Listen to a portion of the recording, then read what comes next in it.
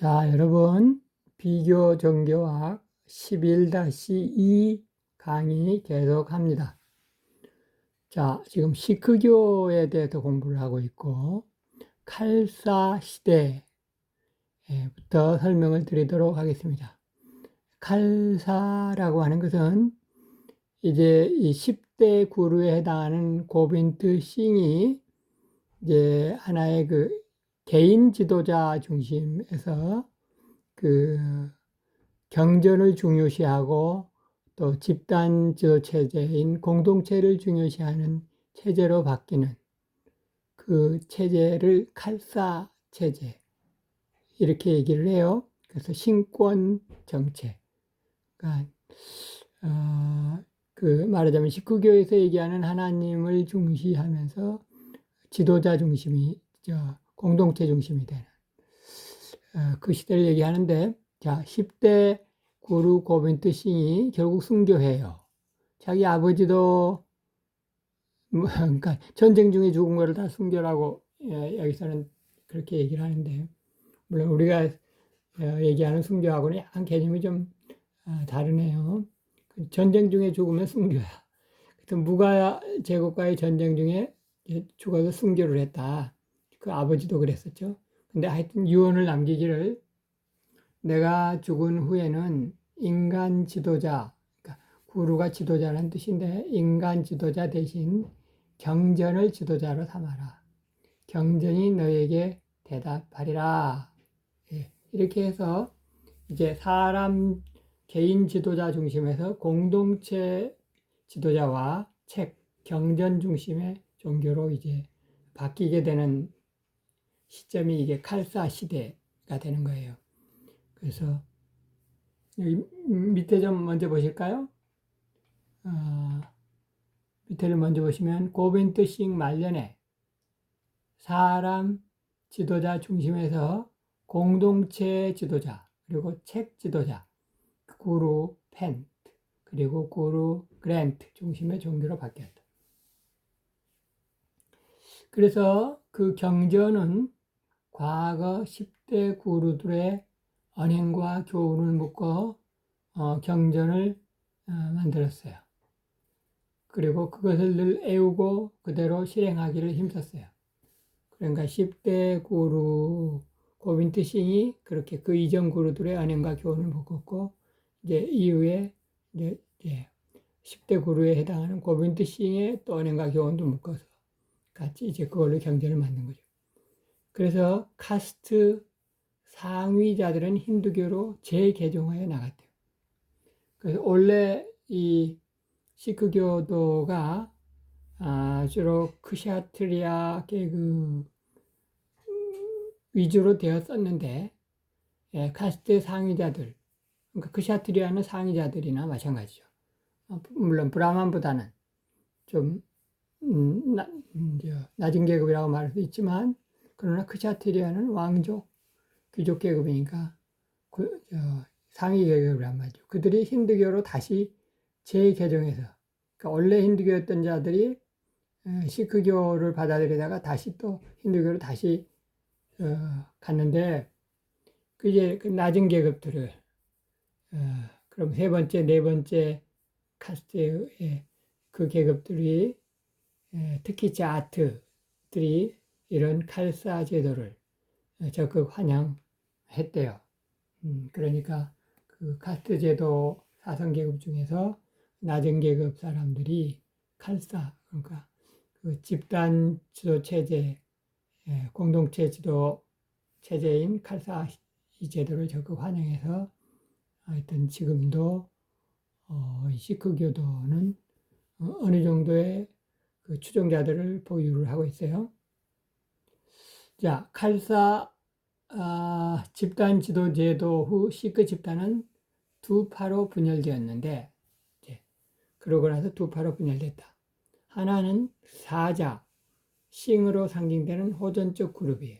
이게 썬다, 사두, 썬다, 싱도 사실은 이 계급 출신이라고 말할 때, 또 하나는 나낙, 원래 나낙, 제1대 그 구루인 나낙을 흠모하면서 말하자면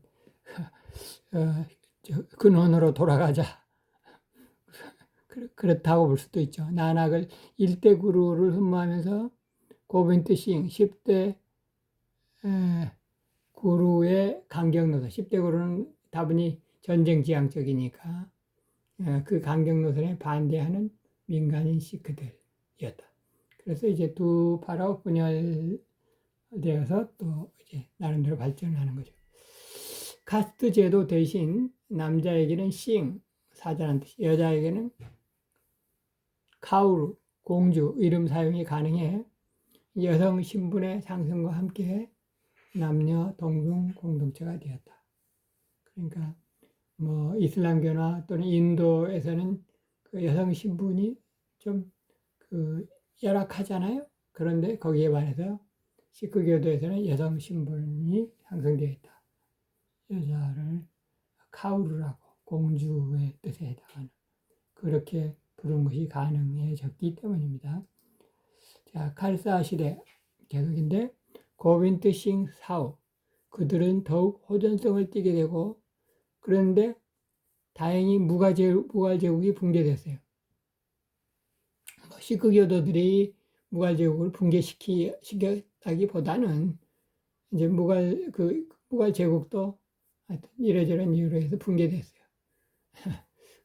그래서 이 시크교도의 입장에서는 굉장히 그 좋은 여건이 된 거죠.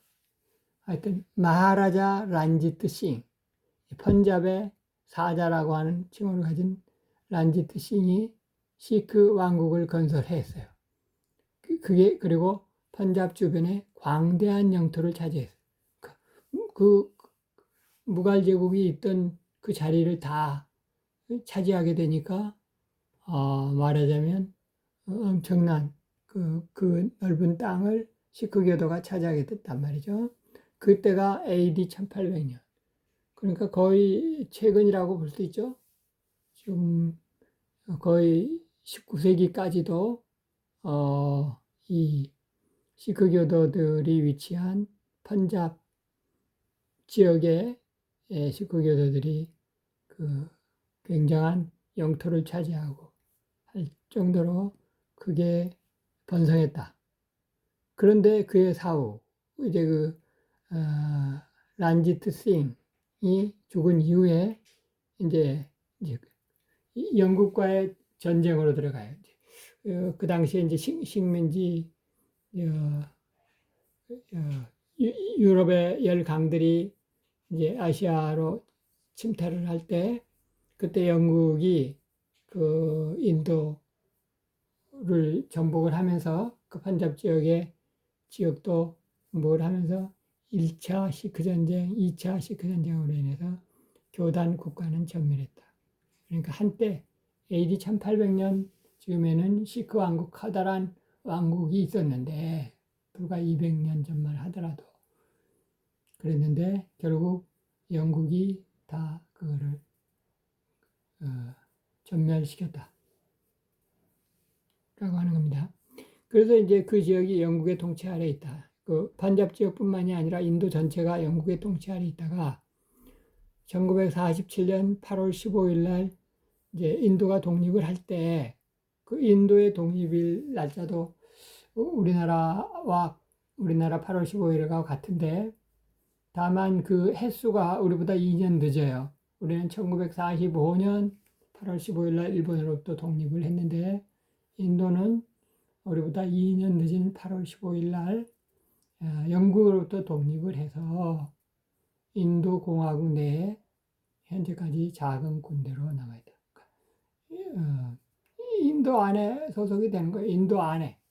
그 시크교도들은 지금 인도 지역 안에.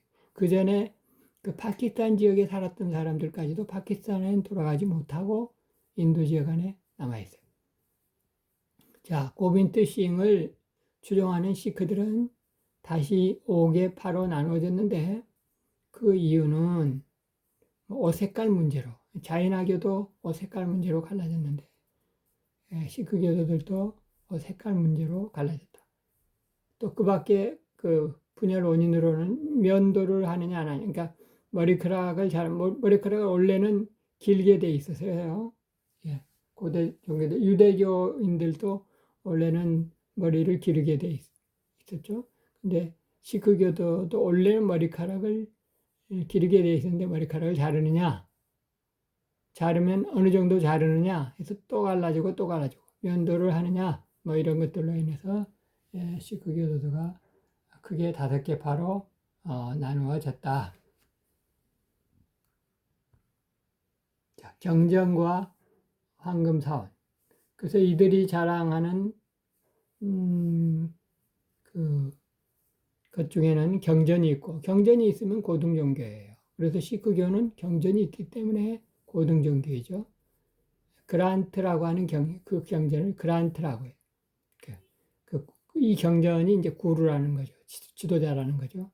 구루 더 그란트. 경전이 지도자인데 그란트는 원래 책이라는 뜻이고 산스크리트어로 책이라는 뜻인데 그 경전이 있기 때문에 시크교는 고등종교이고, 자, 구루 그란트 경전, 그러니까 지도자 경전, 그러니까 그란트 경전이 구루예요. 10명의 구루들에 관한 시적인 운문들로 구성되어 있어요. 그것은 맨 처음에 5대 구루에 의해 제작되었고 10대 구루에 의해서 최종 출판되었는데 그때가 1708년. 그런데 고빈트 싱 10대 구루가 죽은 이후에 또 그의 제자들이 이제 10대 고빈트 싱의 어록까지도 같이 합해가지고 만든 것이 10번째 판. 그래서 그것을 다삼 그란트, 경전은 경전인데 다삼 그란트 이렇게 얘기를 하고, 그 저자는 총 37일이에요. 그리고 언어는 힌두어, 펀자버, 페르시아어, 산스크리트어 등 6개 언어로 기록되어 있고 운문 형식으로, 산문이 아니라 운문이라서 읽기가 어렵다. 자, 시크 교도들은 이 책 앞에서 절을 합니다. 책 앞에서 절을 해. 그만큼 경전을 받드는 거예요. 마치 힌두 교도들이 그들 경배 대상물 앞에서 절하듯이, 힌두 교도들은 그들 경배 대상물 앞에서 절하는데 시크 교도들은 책 앞에서 절해요. 경전을 중요시하고, 그만큼 시크교는 고등종교라고 할 수 있죠. 어린아이가 성전에 오면, 뭐 이슬람교도 그렇고 유대교도 어린아이가 성전에 와야 되는 시점이 있죠. 그러면 이 책을 랜덤 형식으로 읽는데요. 이 경전을 어디 딱 정해진 어떤 그 구절에 읽는 것이 아니라 랜덤으로, 어떻게 랜덤으로 하는지 딱 펼치는지 아니면 뭐 하여튼 어떤 다른 방법이 있는지, 하여튼 그래서 그걸 읽고 이름을 지을 때도 어린아이의 이름을 지을 때도 이 경전, 이 책에 기초를 두고 이름을 짓는다고 해요. 장례식 때도 마찬가지로 이 경전을 읽는데, 장례식 때는 그 장례식과 관련된 어떤 구절들이 있겠죠. 그 특별 부분을 읽는데, 장례식은 짧으면 7일, 길면 10일. 우리보다도 훨씬 장례식 기간이 기네요. 우리는 지금 사흘도 길다고 치는데, 하여튼 7일에서 10일 동안 이 경전에 구루 그란트의 특별 부분을 읽다가 최종 이틀간은 축제로 장례식을 마친다고 해요.